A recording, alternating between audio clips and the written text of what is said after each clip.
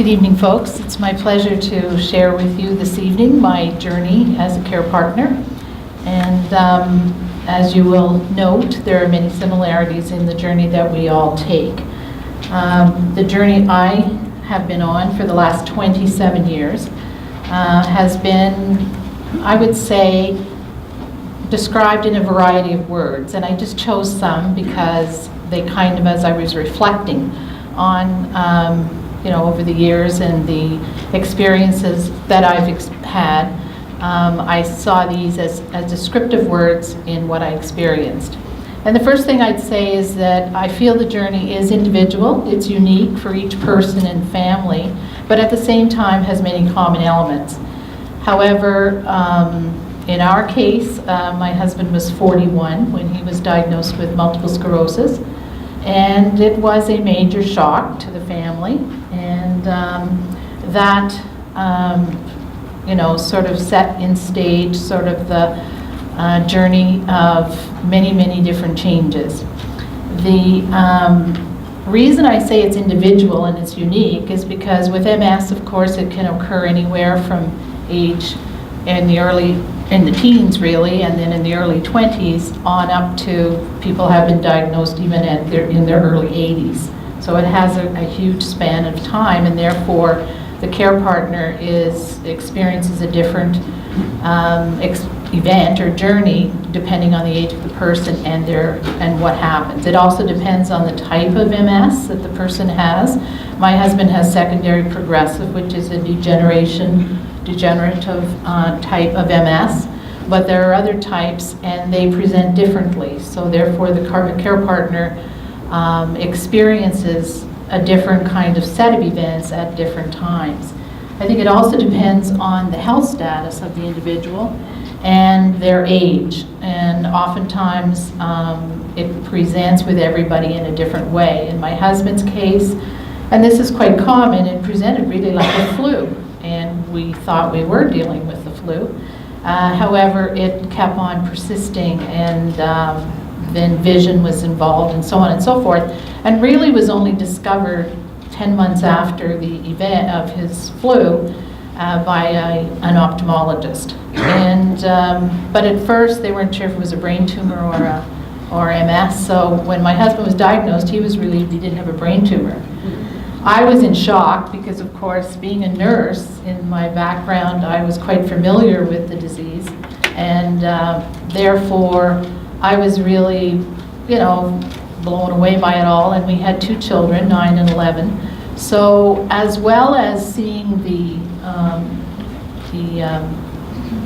diagnosis of MS, you're also dealing with a wide variety of events in your own personal life, and that's why I say it is surprising. We had a lot of surprises. I think as a nurse, I always thought of the disease, MS. I didn't think that when the diagnosis occurred, the huge scope of areas that we would have to deal with, like the role we each played in the family, finances, our whole change of our environment, whether we could stay where we were living, a huge, so for 9 months I'd say we were in shock, and then it took us 2 years, I think, to stabilize our family unit and make sure we had a direction that suited both of us. I think the most important thing for us at the moment, even though we were dealing with the disease, and me as a care partner, we also had to make sure our children were going to be okay, and that they stayed stable, and their environment continued. So in a way, they were a gift because they helped us focus beyond the diagnosis. But when the event occurs, there's no doubt there is a tremendous amount of loss and grief, and you have to acknowledge these feelings and know that they occur and work with them and seek help if you can, and that are out there. Because at first, I usually tell the medical profession, don't be asking people to make all kinds of decisions as they're dealing with their shock. Because the same with the partners. You're sort of working through the system. And I was a nurse, and I knew the language, and I knew all the work, what was going on. But I was also dealing with my large environment that was presenting to me many surprises as I tried to get a place stabilized. My husband then went on disability within 10 months, and so our roles changed, and he became Mr. Mum, and I became Mrs. Mum, but out in my field, and I pursued my career more, and he became really Mr. Mum throughout our kids' teenage years, and really, in the end, it was a gift, because they always say teenagers and fathers, it's a special time for teenage daughters and fathers, so he spent a lot of time with them in all their competitions and their, all the different events they were part of, and I could come and be there for a minute or an hour or whatever I could, but he could be there for the whole day. So they thought this was pretty sharp, and he was also the taxi man for all their friends, so they thought they were, this wasn't a bad deal. However, for him it was, a change. His career had taken a new direction, of course. And so these are the kinds of things in the loss that one has to deal with. And one very important part of it all, I think, is communication between the partners.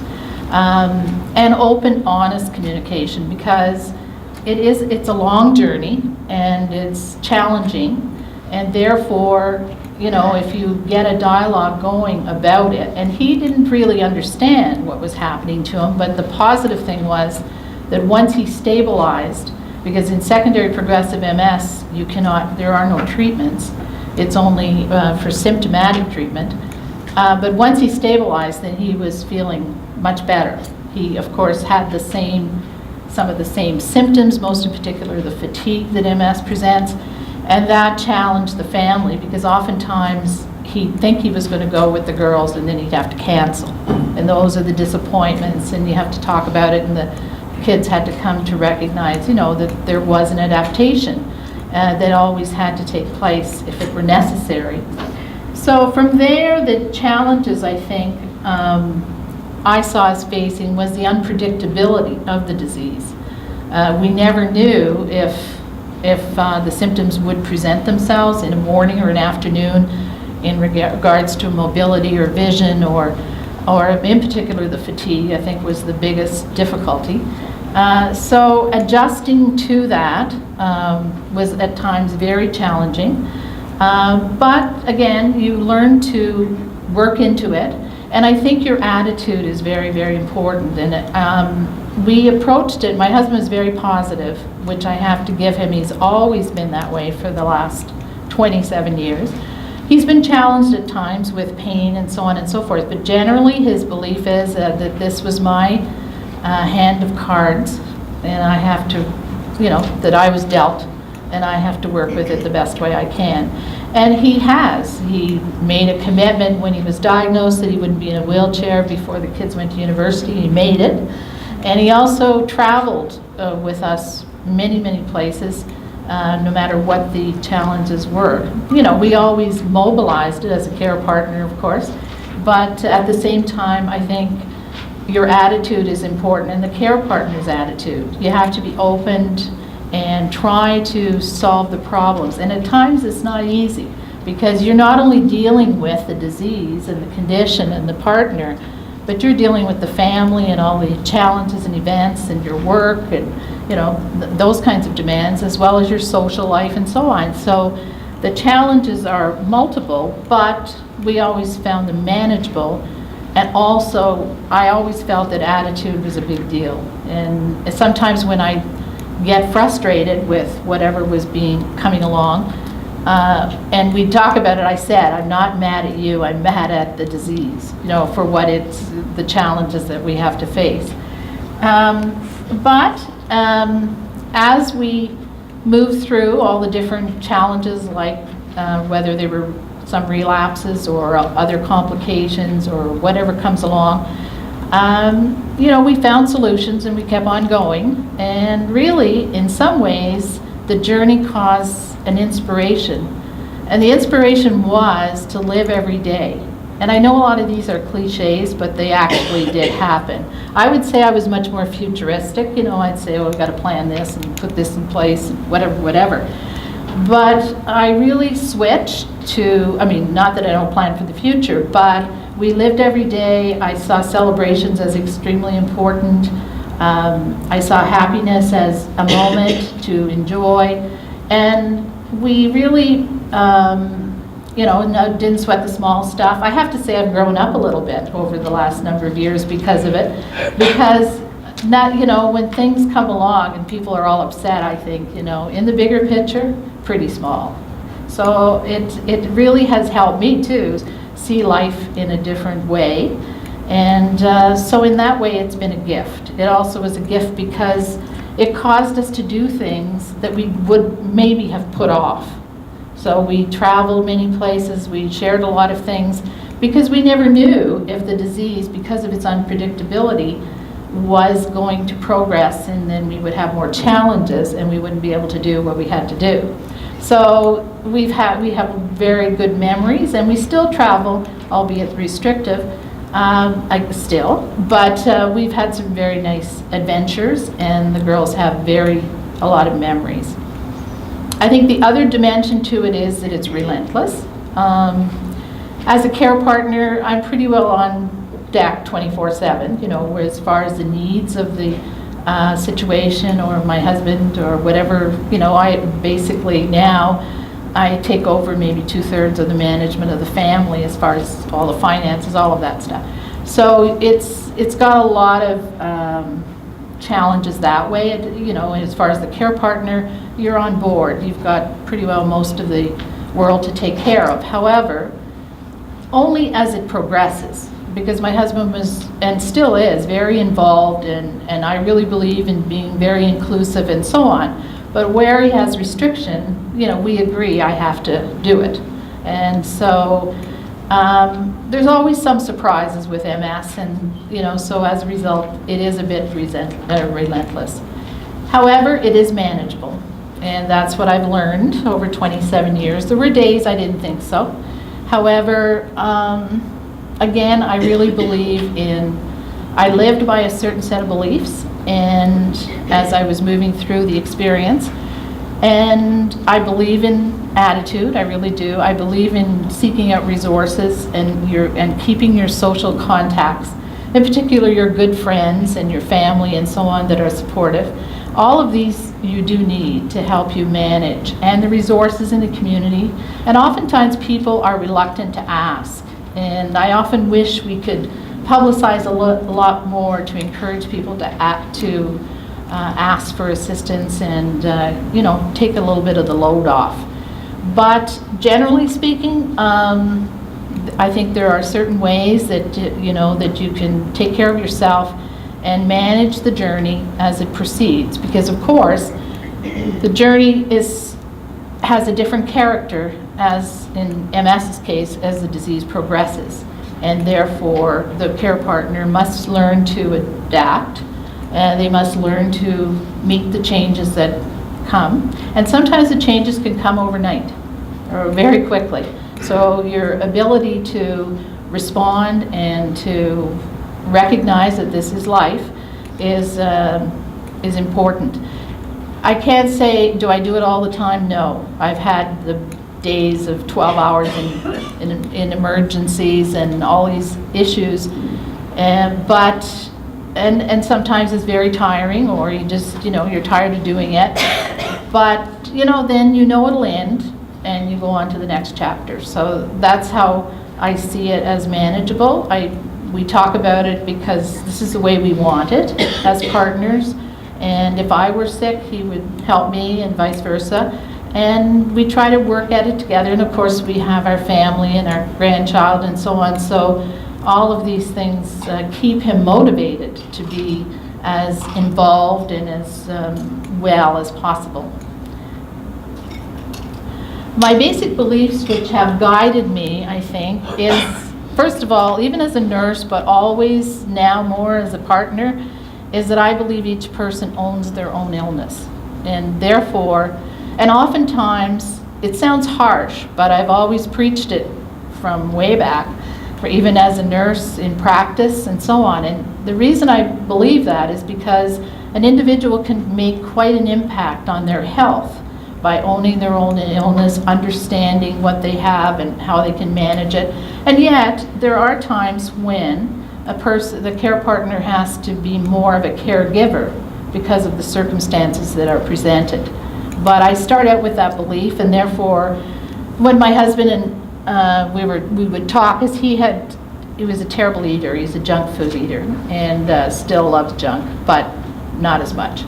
And so, I'd say your nutrition is your business. But of course, I would support, and his kids would nag him and so on and so forth. And he ended up with a severe case of trigeminal neuralgia. I don't know if people know what that is. It's a severe pain in your face, but it's one of the complications of MS. It is intractable pain. The pain is on a scale of 1 to 10, it's 9 out of 10. It's that bad. And doctors are always trying to manage it. And we found out that sugar increased the pain. And he found out that by, on his own really, at first I'd read about it and so on and so forth, but he wanted to, I said, let's experiment. So he would have his sugar whenever he could, and his pain would just go to the moon within 48 hours. If he would go out, take water and try and detox and rinse and not do sugar. And so now he used to have 2 teaspoons of sugar in coffee, nothing. He doesn't do anything now. And he's come a long way. And he had his kids as his guide. He listened to them more, of course, but that's okay, But that's why I believe that you own your own illness. You must make your own decisions. People can help you and be support and be there. And I see myself as a support, a resource, and a partner in the journey, but I do not want to take it over. And I believe in that because I wanted my husband to have as much independence and empowerment and quality of life at all times, when possible. And that's why I advocate a lot for people living with MS, is because I believe your quality of life is essential for your healing and for your dealing with illnesses that are very challenging. I seek out information and knowledge and understanding of the disease, the challenges and the demands ongoing. And I think these are my beliefs. That's what I've always done. I used to do all my own homework on everything, nutrition, you name it.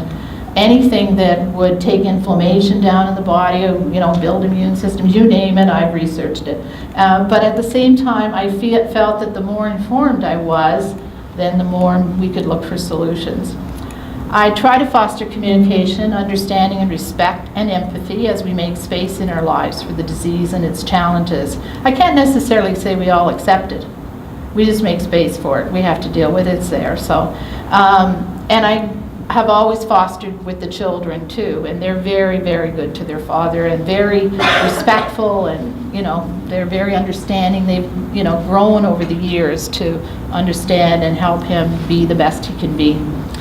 I research potential treatments, lifestyle management, and resources available ongoing. And the reason, I've always done that kind of thing, but when we were dealing with trigeminal neuralgia, we searched everywhere for pain relief and finally found a procedure that has taken the pain away completely for the last 6 years. So it's like living in a new world, let me tell you. I'm aware of the psychosocial needs related to dealing with a chronic condition, specifically multiple sclerosis, the mood swings, the depression, all of the things that go on here. There's a number of psychosocial needs that are there, and we work at them together because, you have your down times and your up times. But when my husband, is kind of feeling down, which is not a lot, if we go out or we do things, you find strategies to make it, or I have the girls call them, and that always makes it feel better. So I do seek resources where possible.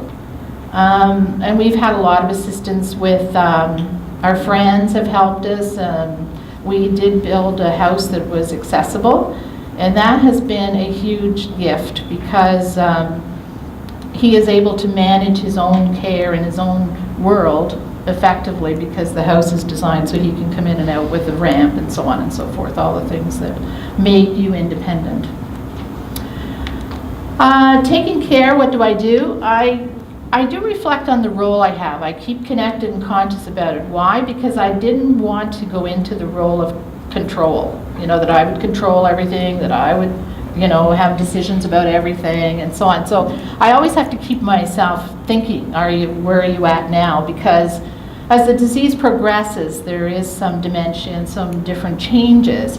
But I strongly believe in the quality of life and the independence and empowerment of people, no matter what, at what level we're at. So I do keep connected, and my kids keep me connected, saying, Mom, you're telling Dad what to do, don't do that, sort of thing, that kind of stuff. And I think that's important because you can easily fall into controlling everything. It's faster, quicker, you don't have to think about it. Just, we're going to do this, we're going to go there, whatever. But it takes away the empowerment of an individual, and I think it's really not healthy, really, as the disease progresses. I share life as a couple with my husband and family and friends, but I also have a life with my own personal interests.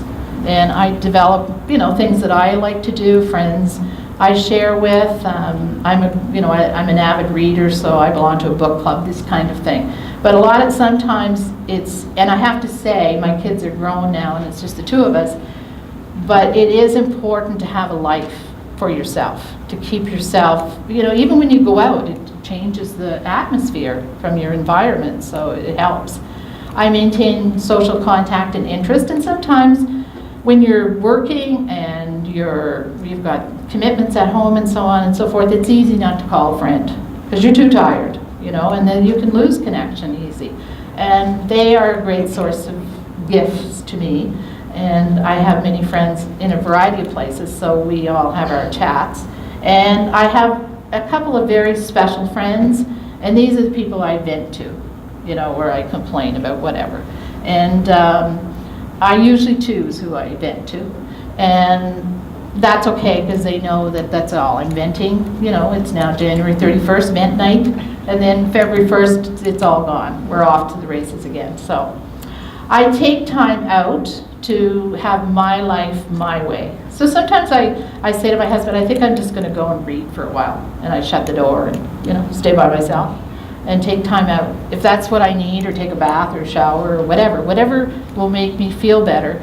And I kind of know all the clues now when things are getting to me, so I know what to do. I work on a healthy lifestyle, but I have to say I didn't and wasn't. I was too busy. But now I'm taking time out to take care better. So I can't preach to you about healthy lifestyle, diet, exercise. I can preach to you about dealing with stress, because stress is one of the major contributors in MS, really, to relapses and changes in healthy conditions. And stress for the care partner is the same. It affects your health and can really cause a lot of problems. And therefore, it is really important to find ways, whether it's meditation or yoga or whatever, however you manage stress, it's important to manage it, because it does cause a lot of problems in the body. I deal with guilt much better now, but when I was first as a care partner, I didn't want to leave, and the kids would say, why can't Dad come? And, because he was supposed to have his rest. He needed a rest in the afternoon. And then we'd be having an evening event or something. If you didn't have the rest, the evening event would collapse. And I knew that, but the girls had talked me into, well, we're going out to this or movie, whatever, why can't he come? And so I'd give in out of guilt. And then I would know that it was going to collapse. So by 7 o'clock, he's exhausted, gone to bed, and the event is done. But now I'm better, and I can go out and I can have time out. I try to be reasonable, because my guideline is I don't want to be out past 2 nights a week. That's kind of what I work with.